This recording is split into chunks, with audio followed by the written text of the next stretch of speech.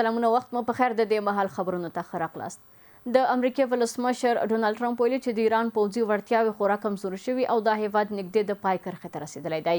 نوموړي ویلي چې ایران نور سمندري ځواک، هوایي ځواک او د کنټرول سیستمونه نه لري، خو ایران ویلي چې د امریکا او اسرائیلو پر وړاندې خپل بریدونه به روان وساتي او تر هغه به ونه درېږي چې بریا ترلاسه شي. همدارنګه نړیوالو رسنیو د امریکا دفاع وزارت په حواله راپور ورکړی چې امریکا له ایران سره په روانې جګړې په لومړیو شپږو ورځو کې څه باندې 11 میلیارډ ډالر لګولي دي او د جګړې اصلي لګښت ښایي له دې کچې هم لوړ شي.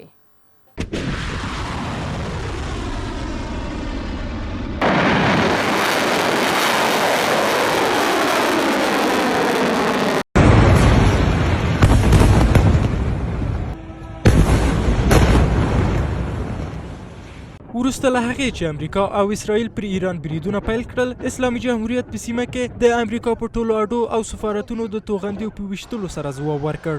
په دې حال کې د باګرام هوایي ډګر هغه ځای چې په تیرو 2 لسیزو کې په سیمه کې د امریکا تر ټولو لوی پوځي اډې په توګه پیژندل کېده او په سیمه کې د امریکا په بیلابیلو عملیاتو کې کارول کېده، اوس دا اډه یو ځل بیا د امریکایانو په زړونو کې خوږ شوی دی او د ایران پر ضد د برید لپاره د هغه د لرلو هیلې په زړونو کې ساتي. په ملګرو ملتونو کې د امریکا سفیر مایک والټس د باګرام هوایي ډګر اهمیت ته اشاره وکړه او د خپره شوې ادعا په ځواب کې چې د اسلامي جمهوریت چارواکي د امریکایي اډو له شاوخوا لرې کیږي وویل چې کاش امریکا د باګرام هوایي ډګر کنټرول په لاس کې درلوده. پوځي کارپوهان د باګرام په هوایي ډګر د امریکا د کنټرول نشتوالی د افغانستان په ګټه بولي او وایي چې که امریکا په دې پوځي اډه کې شتون درلود نو دا به د افغانستان پر خاوره د ایران د بریدونو لامل شوی وای. نداشتن کنترل پایگاه هوایی باگرام توسط ایالات متحده آمریکا میتواند تا حد به نفع افغانستان باشد، چون استفاده مستقیم از خاک افغانستان در درگیری های مانند تنش با ایران جلوگیری می کند و خطر تبدیل شدن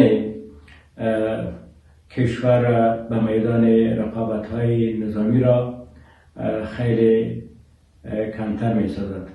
له بلې خوا له افغانستانه د امریکایي ځواکونو ګډوډ وتل هغه مسله ده چې د امریکا ولسمشر یې نارامه کړی دی چې په ځلونو یې دا د خپل هیواد په تاریخ کې تر ټولو شرموونکې شیبه بللې ده. ډونالډ ټرمپ په خپله تازه وینا کې یو ځل بیا د جو بایډن د ولسمشرۍ پر مهال د امریکا پر دې اقدام نیوکه کړې او ویلي دي چې که دی د ښاغلي بایډن پر ځای وای نو له افغانستانه به یې د امریکایي سرتیرو وتل په عزت او درناوي ترسره کړي وای. هغه دا ادعا وکړه چې له افغانستان څخه د امریکایي ځواکونو له وتلو وروسته د جنګي الوتکو په ګډون ډیری امریکایي پوځي تجهیزات په افغانستان کې پاتې دي. Embarrassing day in the history of our country. Embarrassing. 13 dead but hundreds and hundreds. دا زموږ د هیواد په تاریخ کې تر ټولو شرموونکې ورځ وه. 14 کسان ووژل شول، سلګونه کسان د دواړو لورو ووژل شول. د باګرام څخه د وتلو پر ځای دوی وتښتېدل. زه حتی د دې له ویلو څخه کرکه کوم.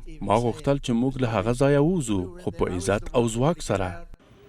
ډونالډ ټرمپ مخکې ادعا کړې وه چې چین د باګرام په هوایي ډګر کې شتون لري. دا خبره د اسلامي امارت لخوا په کلکه رد شوه او اوسني افغان چارواکو وویل چې دوی به هیڅ هیواد ته اجازه ورنکړي چې په افغان خاوره کې پوځي شتون ولري.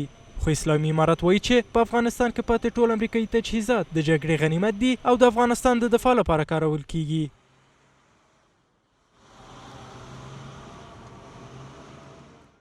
ملي دفاع وزارت ویلي چې د پاکستان هغه ادعاوې ناسمې دي چې پکې یې د افغانانو د تلفاتو په اړه معلومات خپاره کړي دي. د ملي دفاع وزارت مرستیال وزیر صدیق الله نصرت په خبره پاکستان هڅه کوي د کاذبو راپورونو په خپرولو سره هغه زیانونه او تلفات پټ کړي چې د افغان ځواکونو په بریدونو کې ورته اوښتي دي. د راپورونو له مخې په دې عملیاتو کې سلګونه پاکستاني پوځیان وژل شوي او سلګونه تنه نور ټپیان شوي دي او ګڼ شمېر پوستې او قرارګاوې هم له منځه تللي دي. د ملي دفاع وزارت ویاند مرستیال زیاتوي چې افغان ځواکونو نه یوازې لږ شمېر تلفات اوښتي نو د پاکستان د اطلاعاتو وزیر ادعاوې پروپاګند او له حقیقته لرې دي. د پاکستان هغه ادعا ناسمه ده چې افغانانو ته یې د تلفاتو په اړه خپره کړي. پاکستانی اړخ غواړي چې د کاذبو راپورونو په خپرولو سره په هغو زیانونو او تلفاتو پرده واچوي چې د اسلامي امارت د ځواکونو لخوا ورته اوښتي دي. د افغان دفاعي ځواکونو او مجاهدینو په بریدونو کې سلګونه پاکستانی نظامی منصوبین وژل شوي، سلګونه نور ټپیان شوي او لسګونه پوستې او قرارګاوې له منځه وړل شوي دي. د اسلامي امارت مجاهدینو ته د ګوتو په شمېر تلفات اوښتي، نو د پاکستان د اطلاعاتو وزیر ادعاوې پروپاګند او له حقیقت څخه لیرې دي. د پنجشیر ولایت محلي چارواکي وایي چې پلان لري د دې ولایت په بېلابېلو سیمو کې له 1.5 زره ډېر میوهي او غیر میوهي نیالګي کېنوي. همدارنګه 2 زره د جلغوزي تخمونه وکري. د چارواکو پر وینا د پنجشیر هوا د بېلابېلو میوو د روزنې لپاره مناسبه ده او حکومت د بزګرانو د ملاتړ په موخه هغوی ته بېلابېل نیالګي ورکړي دي. د پنجشیر ولایت چارواکي وایي چې دوی په دې ولایت کې د بڼوالۍ د ودې لپاره به له 1.5 زره زیاتې مثمر او غیر مثمر ونې وکري چې پکې د ګیلاس، مڼې او جلغوزي ونې شاملې دي. د دې ولایت والي محمد آغا حکیم ټینګار کوي چې دوی د بزګرانو اقتصاد ته وده ورکولو او د میوو باغونو د پراختیا لپاره به زرګونه نیالګي بزګرانو ته وویشي. هغه دا هم زیاتوي چې دوی په دې ولایت کې د بڼوالۍ د پراختیا لپاره د اوبو لګولو کانالونه جوړ کړي دي. ریاست زراعت امام الحمدلله که فارمای داره و مؤسسات امام فارما را دیجا چی کده احداث کرده. انشالله که در این سال ما بازارها نهالی مثمر داریم که ایره به باغدارا کمک بکنیم تا که باغداری مردم ما تقویت بکنیم که اقتصاد مردم تقویت شود. بیش از 30,000 اسره نهال در سطح ولایت پنجشیر در هر 7 ولسوالی با مردم شریف ولایت پنجشیر، ادارات اماراتی، مؤسسات در مجموع بیش از 30,000 اسره نهال ما غرس بکنیم و خوشبختانه یک طور آزمایشی امسال ما 2000 اسره نهال جلغوزه را آوردیم که طور آزمایشی در 7 ولسوالی غرسش بکنیم. د دې ولایت اوسیدونکي د دې ګام ستاینه کوي او د چاپیریال ساتنې لپاره د نیالګیو کینول مهم ګڼي او زیاتوي چې دوی به د نیالګیو د ساتنې او پالنې لپاره کار وکړي.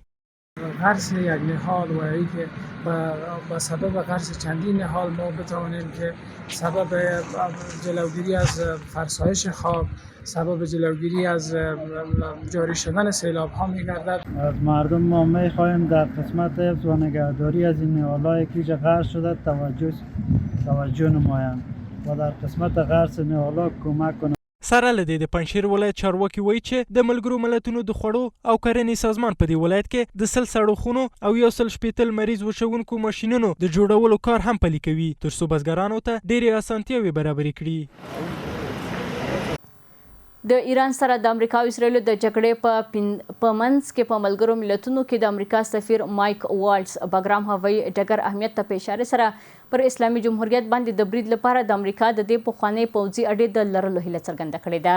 په همدې حال کې د امریکا ولسمشر د لومړي ځل لپاره له افغانستانه د امریکایي ځواکونو وتل شرم وباله او ویل چې امریکا باید له دې هېواده په عزت سره وتلی وای. خو پوځي کارپوهان په دې باور دي چې دا د افغانستان په ګټه ده چې د بګرام کنټرول د امریکا په لاس کې نه دی.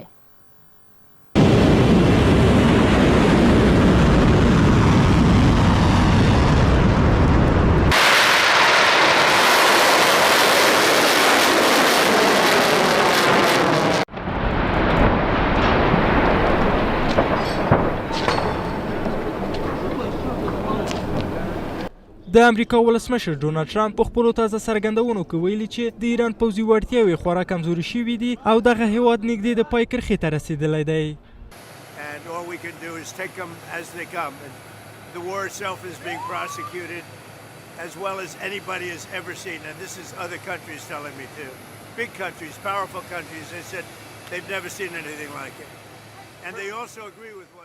هغوی تقریبا د پای کرښې ته رسېدلی دي. دا معنا نه لري چې موږ به سمدستي هر څه ختم کړو، خو هغوی نور سمندري ځواک نه لري، هوایي ځواک نه لري او د کنټرول سیستمونه هم په واک کې نشته. ولسمشر ټرمپ همدارنګه وویل چې وروستیو تحولاتو د ایران د پوځي ځواک د پام وړ کمښت رامنځته کړی او پر دې هیواد د فشارونو لړۍ لا هم دوام لري. خو دې سره سم ایران ویلي چې د امریکا او اسرائیلو پر وړاندې خپل بریدونه به روان وساتي او تر هغې ونه درېږي چې بریا ترلاسه شي. ایران د بحري ماینونو په اړه خبرې یوازې خیالي ګڼلي او خلکو ته یې سپارښتنه کړې چې د تیلو د بیو د زیاتوالي پر ستونزه ډېر پام وکړي. صدای مرگ از تک تک اصابت‌ها به پایگاه‌هایتان شنیده می شود. ترسیم سازی کاذب پایان جنگ به نفع خود با تمسک به رسانه های اغواگر که آینه وارونه حقیقت هستند هیچ سود و ثمری نخواهد داشت. ما به شما هیچ اعتماد و باوری نداریم و دست از پیروزی بر نمی داریم. تریبون هایی که پشت آن اخیراً دست و پا می زنید سنگر خصم محتضر است، چرا که دشمن مغلوب تعیین کننده واقعیت میدان نیست. شرایط دشمن پلید در یک کلمه خلاصه می شود: فنا. و خبر بعد برایتان آن است که این وضعیت ادامه دارد. چرا مقامات ارشد سیاسی و نظامی متوهم آمریکا در واشنگتن به جای حرافی به منطقه سفر نمی کنند تا از نزدیک شاهد شرایط واقعی میدان و اوضاع وحشتناک پایگاه‌ها و نظامیان آمریکایی باشند؟ به حراف‌هایی که از مین دریایی حرف میزنند توصیه می‌کنیم پیش از مین توجهشان به بمب ساعتی باشد، یعنی تیک تاک ساعت تا انفجار قیمت نفت. په همدې حال کې نړیوالو رسنیو د امریکا د دفاع وزارت یا پینټاګون په حواله راپور ورکړی چې امریکا له ایران سره د روانې جګړې په لومړیو شپږو ورځو کې څه باندې 11.3 میلیارده ډالر لګولي دي. د راپورونو له مخې پینټاګون دغه معلومات د امریکا د کانګرس غړو ته د بندو دروازو تر شا په یوه غونډه کې وړاندې کړي دي. ویل کېږي چې په یاد لګښت کې یوازې د جګړې پر مهال مصرف شوي پیسې شاملې دي، خو هغه وسلې او پوځي تجهیزات پکې نه دي حساب شوي چې امریکا له جګړې مخکې تولید کړي وو. له همدې امله شنونکي وایي چې د جګړې اصلي لګښت ښایي له اعلان شوي اندازې څخه هم ډېر لوړ وي. زموږ د دې مهال خبرونه پر همدې ځای پای ته رسیږي. ښه وخت ولرئ.